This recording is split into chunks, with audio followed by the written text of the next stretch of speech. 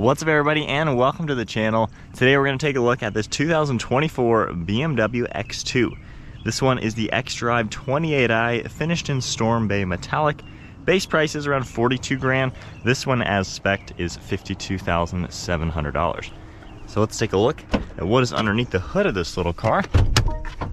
Pulling that twice, you can of course just lift up the hood with no latch or anything.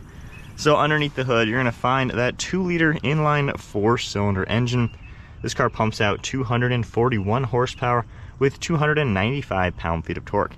Has the xDrive all-wheel drive, a 7-speed dual-clutch transmission, and according to BMW, 6.2 seconds 0 to 60 time, which is blisteringly fast, according to them. However, you can get the 35i, which is a whole second quicker. So interesting, they would say this one is the blisteringly fast one. Nonetheless, pretty peppy for a smaller car like this. With that, we can close the hood. This one has quite a few nice packages: premium package, M Sport package, and then the shadow line. So you're going to see all this gloss black trim. You can see the forward facing camera, safety sensor. I like the brushed aluminum surrounds for the kidney shaped grille. You can also see the shutters down below, triangle shaped mesh, and then all this gloss black for the front. Pretty aggressive looking parking sensors as well. A nice blacked out housing for the headlights. LED with LED daytime running lights, and then you have more black trim. Overall, this is a pretty cool looking car actually. I think it's pretty sporty. I really like the BMW badge, how it's sunken beneath these 2 sharp lines that fade towards the windshield. So it's got a pretty cool look. Of course, the X1 is kind of the traditional style vehicle at the same price point and size point. At the side, you're going to see a nice set of wheels with 19-inch diameter. You can see the 2-tone color. Now this one has a $500 credit for the lack of M Sport brakes. However, we have a nice set of Michelin Pilot Sport 4S tires. I like the body colored fender flares. Really smooth side profile with a sharp body line down below. You're going to see the body color mirror caps with the side camera, integrated turn signal, as well as those flush mounted door handles. All the gloss black trim surrounding the windows, along with a panoramic roof up top. The X2 has that coupe-like appearance, so it's kind of got that sloping back like an X4 or the X6. Of course, each SUV has their own traditional style SUV in conjunction. So the X1 is the same vehicle as this, just with the rear end more traditionally. But overall, it looks pretty good. I think they did a good job creating that compact style with the coupe appearance. Pretty large gas cap, and then nice smooth body line, wider arches around the rear wheels, and a nice set of LED taillights. You can also see how the glass slopes into this gloss black spoiler, which has a pretty nice design to it. And then in back, you got a few sharp lines, massive rear diffuser with the gloss black, nice fins down below, all of your badging, and then that BMW badge right in the center. So it comes together pretty well. I do like to open this, you just press the top part of the BMW badge, and that whole lift gate will pop open.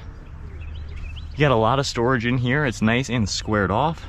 A little bit of a cubby on the right side with a light, and then more storage over here.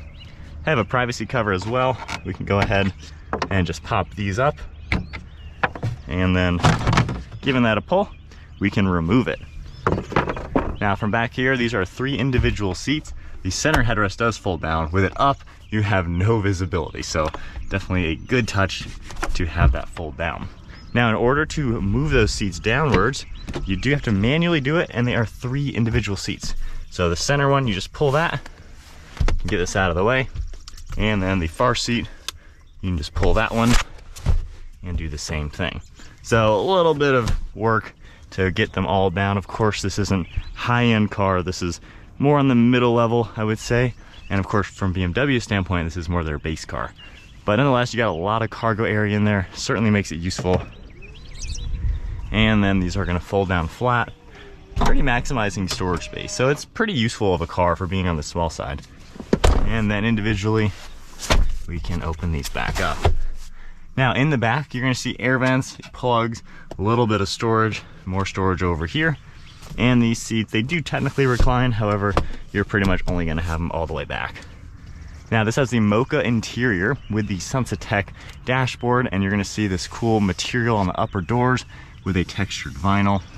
Got that mocha color, nice grab handles, Harman Kardon audio system with a cool looking design for the mesh.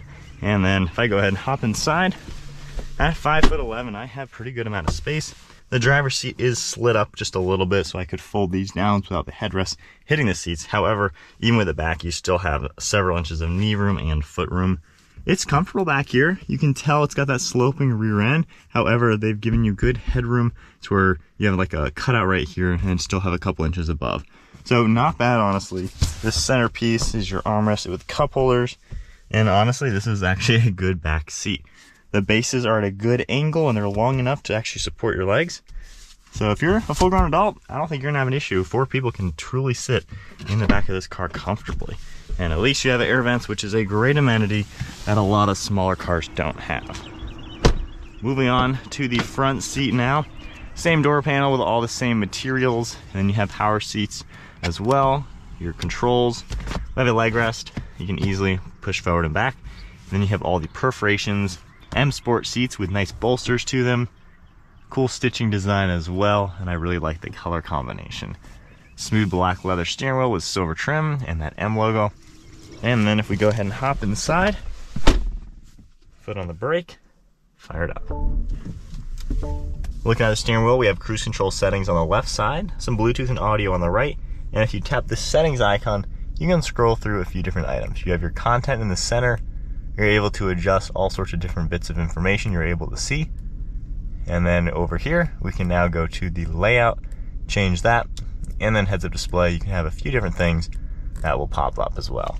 So nice design overall. You have a few vitals down below. General mounted paddle shifters. If you hold the left one down while driving, it'll give you that 10-second boost, which is basically just sport mode.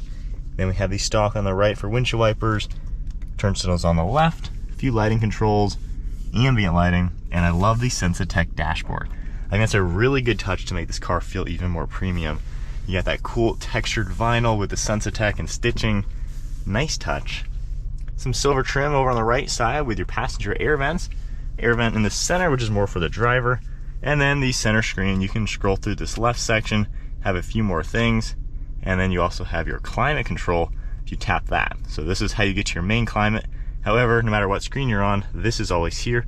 So you can easily adjust your temperature and then heated seats and the steering wheel.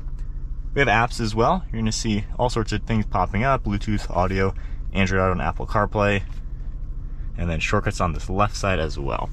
So overall, it's easy to use. I think it looks good in the interior. Not really many physical buttons. We have our backup camera, top-down view. You can, of course, adjust a few different camera angles. If I go into drive and hit back to this one, you can see that front view camera. So lots of good camera angles as well. Park button is back here. We're gonna have wireless phone charging with a spring-assisted piece to help lock your phone in place. Cup holders, plugs, and hidden storage space all down here. On this right side, you're gonna see your volume control, drive modes, auto hold. If I tap the My modes, you can see 3 different ones will pop up. Your ambient lighting even changes along with the gauge cluster. So kind of neat the way they've done that. This car has adaptive suspension as well. So a few nice sport things with the M Sport package. You're also gonna see a button, and this will open up and we have hidden storage space. Nice armrest as well, with just a little bit of padding, and then a pretty good sized glove box. Up above, we have that massive panoramic roof with your sunshade. There's a camera up here, dome lights, garage door buttons underneath the mirror, and overall it is a pretty nice place to be. So setting off now. Not bad. Obviously this isn't the fastest car out there, but with the dual clutch and the turbo motor, this thing is pretty peppy and you get up to speed really without thinking. So I like how this is kind of a fun car to drive. I think BMW does a good job not making slow cars, even if they're just 4 cylinders. They're still peppy and kind of fun to drive. Now when you do the left paddle, like the boost mode, you hold it for a little bit, does that screen, give you 10 seconds. It's just a sport boost. It's not exactly gonna blow your socks off. It basically puts it into sport mode for 10 seconds. So it's a cool little touch to just kind of pop it into a more peppy setting. Overall ride quality and driving, this is a really nice car to be in. You know, you would think BMW's kind of their smallest crossover SUV would be kind of cheap feeling. It doesn't feel like that. This thing feels very comfortable. It's incredibly quiet and very smooth with the adaptive suspension. I mean, this car rides really good like a more expensive BMW. And when you do take turns fast, this this thing is very composed. I love that this has the Pilot Sport 4S tires. That's what I have on all my sports cars. So to see those tires on the crossover is kind of cool, and it really helps make this car feel more fun and agile and really confident to drive. You have a pretty good view out the front. The mirrors all do a great job.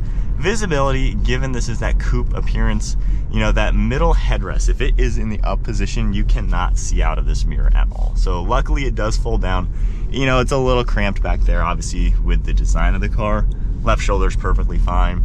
So that's kind of the only thing that's gonna hinder you given this shape of the car. If you want this, but a little bit more normal, the X1 is your next best option.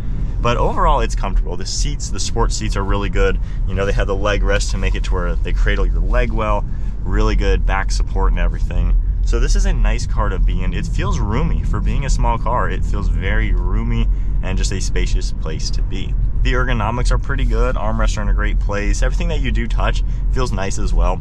The screen, you know, not everybody's the biggest fan of the whole one screen. You know, I wish there were climate controls, just physical buttons. It would make it a little bit easier, because especially when you first get into the car, you gotta wait for the screen to turn on, and then you can crank up the fan or something like that. So only complaint, that's every BMW across the board. But overall, it feels like a pretty nice place to be when you hit big bumps. I mean, this car is solid. BMW makes really good, rock solid cars. Even their lowest level cars are still built really well. So I like that aspect. It feels like a fun car to be in. It's easy to park, it's small, and yet it's actually roomy. You know, I brought a 8-foot 2x4 home in this car. So you can fit big things in this car and use it like a practical SUV, but you're still gonna get good gas mileage, and it's something that's kind of easy to just use. So I think they've done a good job giving you a semi-affordable crossover, and you still feel like you're in a refined place, especially with this dashboard having the Sensatech and this vinyl material. I think more cars need to do that. It makes this interior feel even more upscale, and there are a lot of crossovers that are close to 50 grand that feel like cheap basic cars. So the fact that this feels like a really nice car for the money, while it's a nice chunk of change for a small car, you know, it feels every bit of that. Turning circle and maneuverability is really easy as well. I mean, it's got a small footprint, cameras are great, good HD graphics. I don't think there's anything about the driving that you're not gonna like, honestly. It's a good car to drive, it's peppy. It is funny that BMW says it's blisteringly fast at their speed. That's their exact terminology on their website. It's peppy enough. Obviously, you can get the 35i, which is about a second quicker to 60. So they do have a more sporty one, which Mike drove, and he really enjoyed it as well. So X2 overall, if you're looking for something small and compact, fun to drive, and a nice refined interior, honestly, this is something to take a look at. It's been pretty fun cruising around in this.